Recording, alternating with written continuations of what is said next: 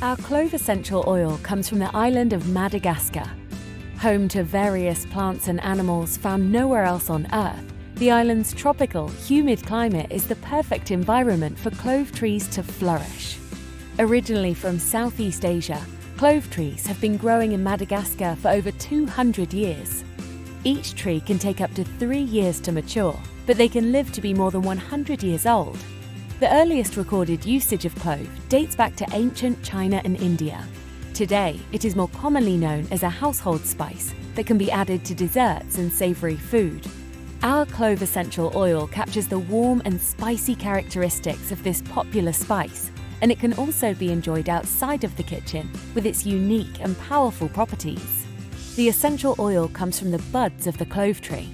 Right before they blossom, the buds turn bright red, which means they're ready for harvest. After the buds are harvested, they are dried in the sun.